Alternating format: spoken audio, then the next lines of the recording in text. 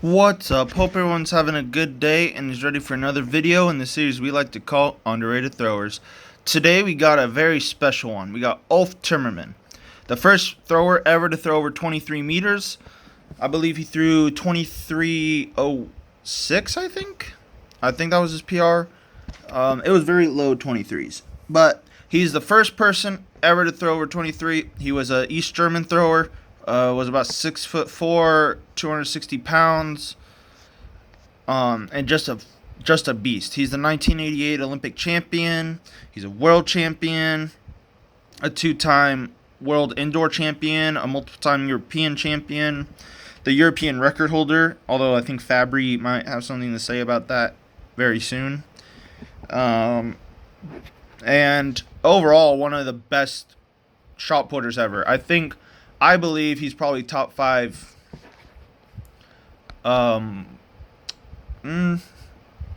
He's in my top five for best male shot putters ever. I mean, I can't argue with all his accomplishments, the historical significance. Before he threw this isn't his 23-meter throw. His 23-meter throw is on video, but there's some stupid official standing in the way of like half the throw. So I wasn't gonna do that, and I was gonna do his 1988 throw, where he broke the Olympic record, but I'm not gonna mess with Olympic footage because I don't want to get copyrighted. So I decided to just choose this because it was probably the most clear video I could find that wasn't filmed on potato. So why, you may ask, someone so accomplished would be so underrated? And the reason why is because I think nowadays people have a misconception that you can't throw far with the glide, because so many people have started throwing really far with the rotational. Well, okay, not started. They've been throwing far with the rotational. But I think there's just a misconception that, like, if you're a glider who's a guy, especially, you just can't throw far. And I think that is complete stupidity. All right? I don't believe everyone can throw far from a glide. I do think you have to have certain characteristics, which I've made videos of. But I do believe you could throw far from a glide. All right? I think the last person to do it was, the last person to throw like 22 plus meters was David Stroll. And that's still in pretty recent history. Like, he's through, I think, 22, 21? He equaled John Godinez PR. But, David Stroll himself, a two-time world champ, Olympic silver medalist, one of the greatest shot putters ever as well, the youngest world champ, I think, and yeah, I just don't understand why people think that. I think it's because you need to be a lot more of an athlete to throw far with the glide, and what I mean by that is that you just need to be so explosive. You need to be explosive anyway. But you also need to be taller, I believe, to throw the distances that Ulf was hitting. And, he was East German, so he probably was on steroids. But just like everyone in the 80s.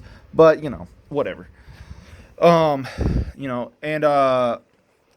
I believe that he's very underrated because I just don't think a lot of people know that even in, like, the top 25, a lot of those guys are still gliders. There's a lot more rotational throwers than there used to be. But there's still a lot of gliders, There's still, like, Werner Gunther, who threw, like, 22.73. Alessandro Andre, who threw, like, 22.91.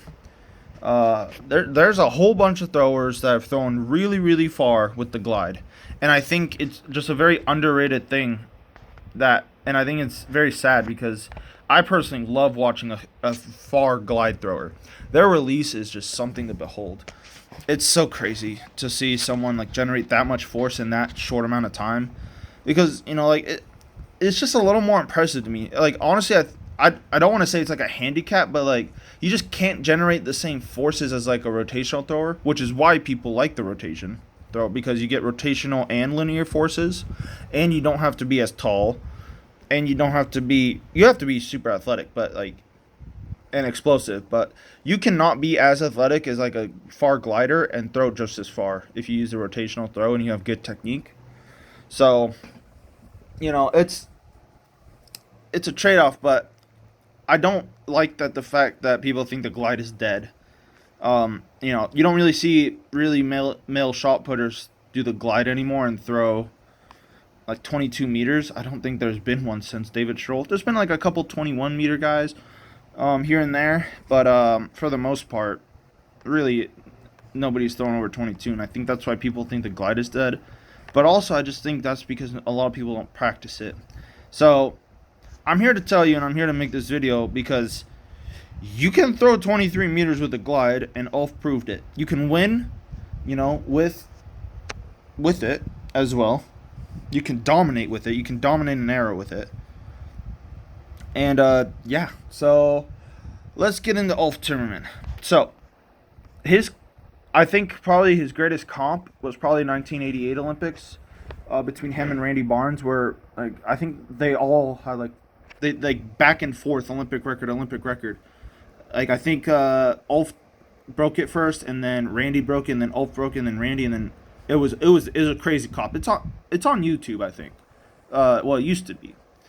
They've been taking down a lot of footage, but they used to have like the full battle between them with every single throw. So if you can look that up, it's worth a watch because it's crazy.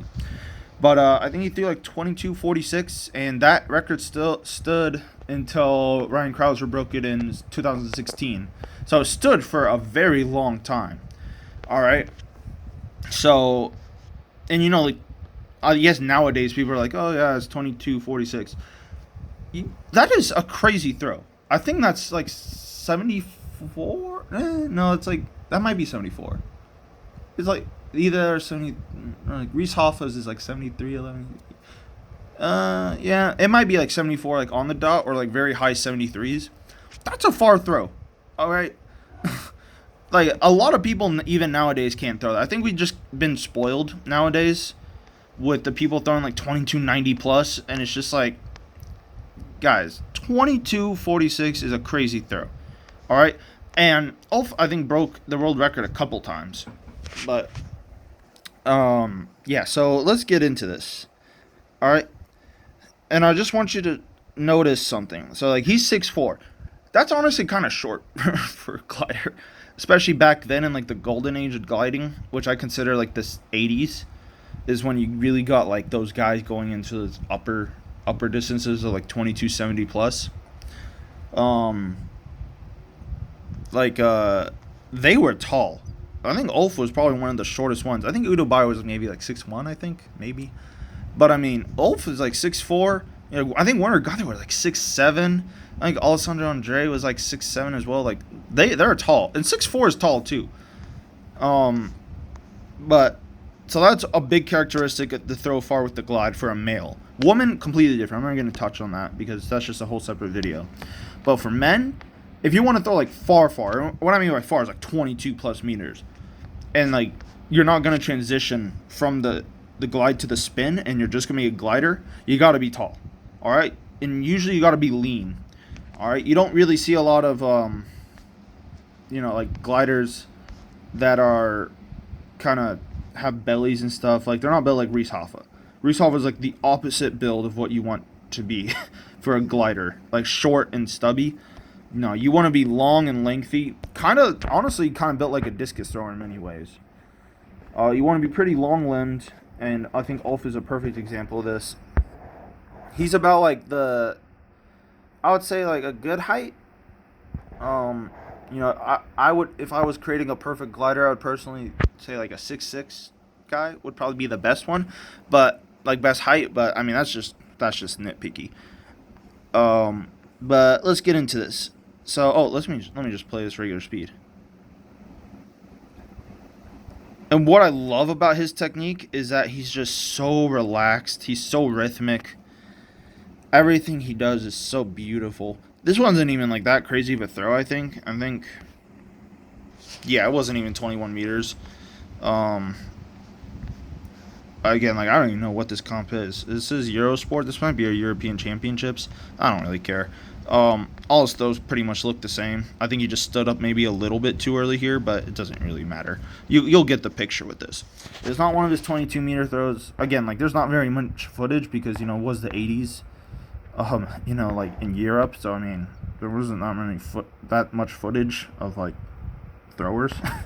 or just track and field in general. So, you know, that's any good. So I do apologize for not analyzing one of his really far throws, but I think you guys will get the picture here. So let's analyze this. Let me back up. Alright. So he gets in, holds the shot really low, which is a very good characteristic of a glider, is that they usually hold the shot pretty low. You usually don't want to hold the shot like a spinner, but you also want to find something comfortable. But another thing he does really well is the way he goes down. All right, and he goes down, and you notice how his butt's not back. All right, he has a lot of the weight over his foot. His head is out of the ring. His chest is over his foot, and he's almost doing like a really relaxed single leg RDL. And I think that's really good because that puts all his weight over this leg and it's not backwards. So what this does is it gives him a great transition. All right, a great transition to sit back. All right, so he gets here, a super relaxed arm, left arm, and you notice that his right leg is kind of tilted that way. So it's kind of going like that. So it's pointed down this sector right here. So it's not straight. And what that does is, one, it helps him be a little more balanced over this. And two, it gives him a good direction for what his left leg is going to do. All right, so he's here, brings the right leg back. And what this does is it creates a stretch shortening cycle. And this is how you get the rhythm and glide. All right, is that you go boom, boom, kind of rock back and forth. And you notice that he's not arching his back. If you arch your back in the glide, you're going to have more of a tendency to stand straight up. So he's not super relaxed. Like, he's not just dangling there. Like, he does have tension, but it's a little rounded, and he has his chest basically touching his knee. And I think that's really good because it's going to help him stay down a lot better. So he gets here, goes up onto his toes, and then he goes down. And you notice when he does this, look how low he is. For someone this big, all right, to sit this low is insane. All right, like, his chin is in line with his knee. That is insane. All right, and you notice that when he does this, when he goes to kick, his left leg is going towards the sector. And what this does is, I don't like when people kick straight because, you know, you'd have a tendency to land a little more blocked off. I think kicking a little bit more towards the left sector, and this is when you're a right-handed thrower, it's going to lead to you landing in a better position. All right, so he's here, and you notice how he keeps this back foot super low to the ground. I'm just calling this kick foot. All right, and when he does this, he sits back and lets gravity do the work. All right, and he's off his heel right here. And when he does this, you notice too that as the legs land, he brings his left foot in. So as the feet turn in the air to get into his position, the left goes that way. And what that does is it keeps his shoulders square and helps him control his upper body better and not land super open. All right, so I really like that. His right foot lands right here. I personally would like it a little more this way, but that's just a nitpick thing. Now, he's a wide stance glider, and what I mean by that is usually, like, the taller you are, you know, the more you can just get away with this, and the more beneficial it is. So when you're like 6'4 plus, you tend to want to be a wide stance glider because it just takes longer for your limbs to move. All right, so the faster you can land, the better. All right, so he's sacrificing a little bit of his foot, getting a little more under him for just getting down quicker, which is the more important thing when you're a glider. All right, so he's here. His left foot lands pretty back right there. He's been way more back before. All right. And what I mean by back is over his right leg. And then from here, he really pushes and turns. I wish it didn't switch right there. Okay. And his sole purpose right now, the second this left foot touches, is to get this shot put out of his hand. All right, it's to transfer the weight over his block. So you notice he lands here. He doesn't really turn. He more just pushes forward. So like a rotational thrower, this would be a terrible release for a rotational thrower because he's not actually turning really. He's turning his hip, but like he's not really pushing. Like he's not rotating against the ground. He's not staying grounded very long. But in glide, that's exactly what you want because you want to create as much linear force as possible. So the second this lands, you want to think of it like a jab release. And what I mean by that is, the second your block leg lands, that right foot and that weight has got to be transferred already. Alright, so you see that his right foot lands and then this left foot is a little bit delayed. And he's already pushing forward right there. Alright? And the shot's out of his hand. Now again, this isn't one of his better throws, but you get the picture. You get the idea of what I'm talking about. Hopefully. Alright? You do not want to finish like a rotational thrower at all. You do not. You do not want to turn this right foot because that's just going to slow you down. Because you're not creating rotational energy throughout the throw and the glide. So it's just going to slow you down a lot. All right? The reason you can spin really fast and turn super aggressively in the spin is because you're creating rotational energy. So it's not going to slow you down. It's going to speed you up. So it's different forces that apply to the glide compared to a rotational throw. All right? So when you get no offense, idiots that say, like, oh, he didn't stay grounded and he should have rotated the foot longer. It's like, shut up. All right, you're not throwing 23 meters. First of all right, you're not winning Olympic medals. So first of all, shut up. Second of all, you don't understand how the glide works. All right, and you don't understand a lot of things about physics and forces. All right, sorry, that was a little just tangent I just went on. I do apologize, but yeah. So that's really what you want. And you see this with any far glider. They never turn. If you look at this compared to like how Ryan Krauser finishes, they're just on complete opposite spectrums. And that's for the best. All right? And it's also one of the hardest things when you've glided for so long. It's one of the hardest things to beat out of you if you want to be a rotational thrower or a discus thrower. Because this right here is really like one of the worst finishes you could ever have if you want to be a discus or rotational shot putter thrower. That's probably like the worst finish ever. You're just not turning at all. You're just transferring straight over your block. But for a glide, it's a beautiful release. All right. So he reverses. Of course, it zooms away. So I can't. But I've already made a video about the glide reverse and the rotational reverse. So I'm not going to really touch on that. You can check that out. But yeah, overall, just outstanding technique. He's probably my technical model I use for glide a lot, him and Stroll. But, I mean, he is just an absolute specimen. And, I mean, he competed and beated like, the best at the time. And, yeah, so for the people that say, oh, the glide is dead, nope, I don't think so. The glide shouldn't be dead, I should say. You just have to find the right people to throw far. It's hard to throw far with the glide compared to rotational throw.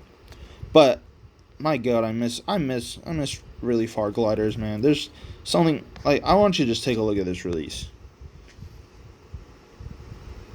Like that release, man. And that wasn't even a good throw from him. But I miss there's just something about just like glide releases. It's something special, man.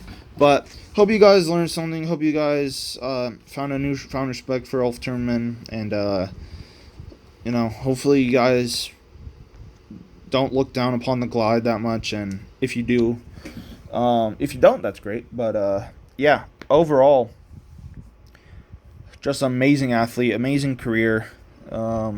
And yeah, so as always in this series, I'll link his personal best, height, weight, and notable accomplishments in the video description. And I'll see you all in the next one. Thanks for watching.